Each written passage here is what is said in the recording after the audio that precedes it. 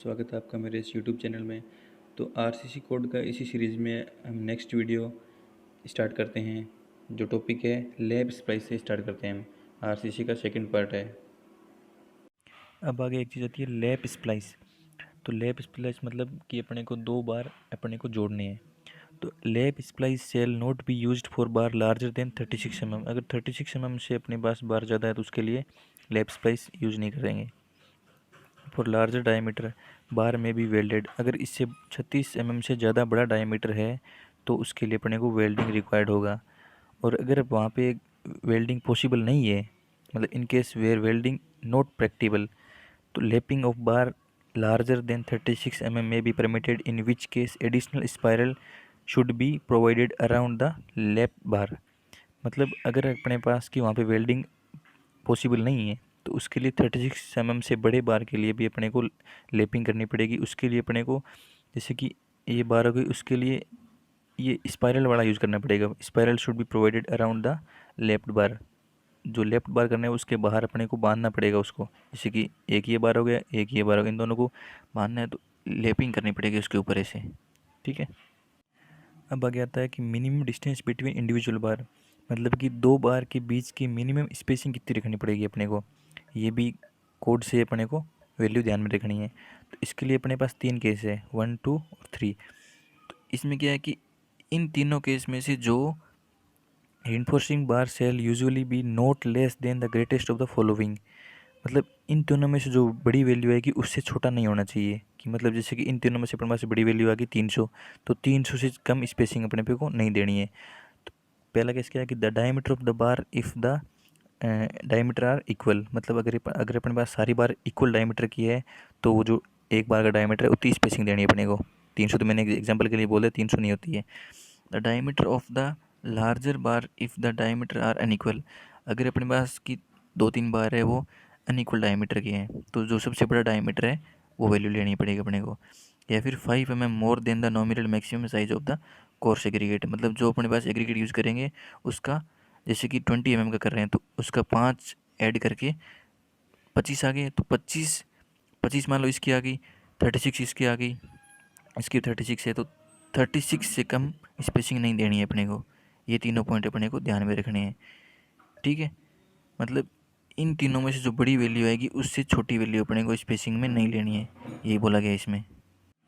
अब next point है अपना कि एरिया, स्टील का जो एरिया है रीइंफोर्समेंट का वो मिनिमम और मैक्सिमम कितना रखना पड़ता है। कि रेंज होती है कि मिनिमम इतना होना चाहिए, इससे कम नहीं होना चाहिए, और मैक्सिमम मतलब इससे ज़्यादा नहीं होना चाहिए। इसके बीच की कोई से रेंज का अपन लगा सकते हैं। तो इसके लिए कि minimum area of tension reinforcement. अब टेंशन रीइंफोर्समेंट पूछे इसके लिए आपको फॉर्मूला ये वाला याद रखना है। ठीक है। A S upon B D is equal to 0.85 upon F Y. F Y की वैल्यू वही, या तो एफ ई 250 होगा, या फिर 415 होगा, या फिर 500 होगा। उसमें से कोई सा एक दिया होगा वो वैल्यू यहाँ पे रखनी है। और बी डी क्या हो गया, विड्थ और डेप्थ। उसके बाद में आता है, ये तो हो गया मिनिमम टेंशन रीइंफोर्समेंट। अब आता है maximum tension reinforcement. The maximum area of tension reinforcement shall not exceed, मतलब इससे बड़ा नहीं होना चाहिए 0.04 बी डी। डी क्या है, टोटल डेप्थ। मतलब अगर अपने पास ये बीम है तो इफ़ेक्टिव डेप्थ तो ये बार है, यहाँ तक लेते हैं अपन, यहाँ से यहाँ, ये होगी इफ़ेक्टिव डेप्थ। इसमें ये नीचे वाला कवर ऐड करके ये होगी टोटल डेप्थ अपनी, कैपिटल डी ये लेनी है डी। और बी ये हो गई विड्थ, इसका 0.04।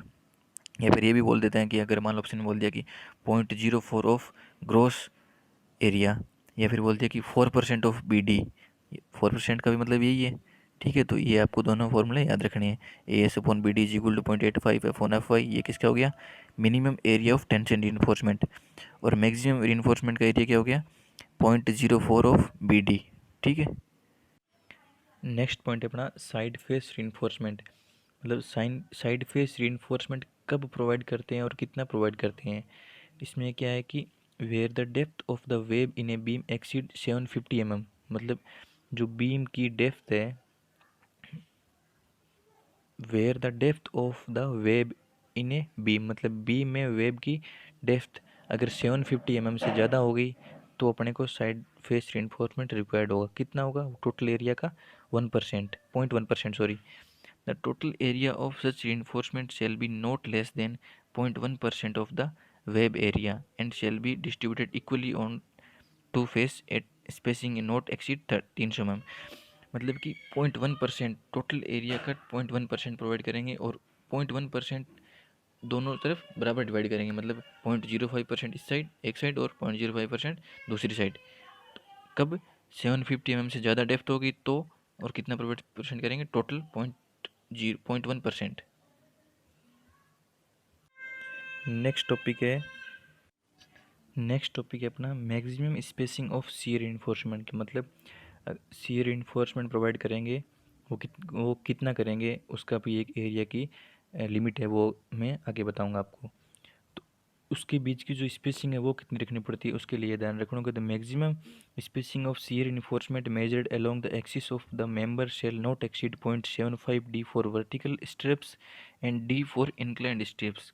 कितने डिग्री पे? 45 डिग्री पे। वर्टिकल के लिए कितनी? 0.75 डी और इंक्लाइंड के लिए डी। ठीक है। अब टॉपिक है हमारा मिनिमम शियर इन्फोर्समेंट, मतलब शियर इन्फोर्समेंट कितना प्रोवाइड करना है। स्पेसिंग मैंने बता दिया आपको पिछले चैप्टर में। अब इसमें है मिनिमम शियर इन्फोर्समेंट, वो कितना प्रोवाइड करना है। A S V upon B S V greater than equal to 0.4 upon 0.87 F Y. ये फॉर्मूला आपको याद रखना है। फॉर्मूले तो आपको देखो याद रखने पड़ेंगे सारे। अब इसमें ए एस वी अपने को एरिया निकालना है, वो एस वी क्या है, strip spacing along the length of the member, ये स्पेसिंग हो गई। बी क्या हो गया, विड्थ हो गया। एफ वाई क्या हो गया, वही एफ ई 250 या फिर एफ ई 415 या फिर 500 एफ ई, इनमें से कोई सी वैल्यू आपको दी हुई होगी। इसके लिए आपको A S V upon B S V greater than equal to 0.4 upon 0.87 F Y. ये बी और एस वी दोनों अलग अलग है। एस वी स्पेसिंग होगी और बी आपकी विड्थ होगी। ये ए एस वी एरिया हो गया। ये पूरी वैल्यू इससे बड़ी होनी चाहिए, इसके लिए आपको ये चेक लगाना है। नेक्स्ट टॉपिक है मिनिमम रीइंफोर्समेंट, किसके लिए, स्लैब के लिए। तो ये आपको दो के लिए याद रखना है, किसके लिए, माइल्ड स्टील के लिए और H Y S T bar के लिए। माइल्ड स्टील कौन सा हो गया, एफ ई 250, और एच वाई एस टी कौन सा हो गया, एफ ई 415। तो जैसे कि एफ ई 250 है और एक हो गया एफ ई 415, इसमें आपके पास वैल्यू है 0.15% of the total cross sectional area और 0.12% of total cross sectional area. तो एफ ई 250 के लिए बड़ी वाली वैल्यू लेनी है 0.15% of total cross section area, और एफ ई 415 के लिए छोटी वाली वैल्यू लेनी है 0.12% of total cross section area. जैसे कि एफ ई 250 छोटा है एफ ई 415 से, तो उसके लिए बड़ी वाली वैल्यू लेनी है, और 415 बड़ा है तो उसके लिए छोटी वाली वैल्यू लेनी है। ये किसका है, स्लेब का मिनिमम रीइंफोर्समेंट एरिया है। 250 के लिए 0.15% और 415 के लिए 0.12%। ये परसेंट ध्यान रखना, 0.12% है और 0.15% है। ठीक है। इसी में एक टॉपिक और एक मैक्सिमम डायमीटर किसमें, स्लेब में। The diameter of the reinforcing bar shall not exceed 1/8 of the total thickness of the slab. मतलब टोटल स्लेब की थिकनेस है उसका 1/8। The diameter of the reinforcing bar shall not exceed, मतलब जो slab की total thickness है उसके 1/8 से एक्सीड नहीं करना चाहिए आपका रीइंफोर्समेंट का डायमीटर। टी लिख दो यहाँ पे, इससे बड़ा नहीं होना चाहिए। उसके बाद में आ गया आपका कॉलम। तो कॉलम में क्या हो गया कि अब आपके पास कॉलम, तो कॉलम में एरिया रखना है वो कम से कम रखना है 0.8% और ज़्यादा से ज़्यादा 6%। मतलब इसकी रेंज होगी 0.8% से कम नहीं होना चाहिए और 6% से ज़्यादा नहीं होना चाहिए। ये इसकी होगी कॉलम में रीइंफोर्समेंट की, लॉन्गिट्यूडनल रीइंफोर्समेंट बोल दो आप इसको। लॉन्गिट्यूडनल रीइंफोर्समेंट की कॉलम में इसकी रेंज होगी 0.8% से लेके 6%। मतलब 0.8% से कम नहीं होना चाहिए और 6% से ज़्यादा नहीं होना चाहिए। ठीक है।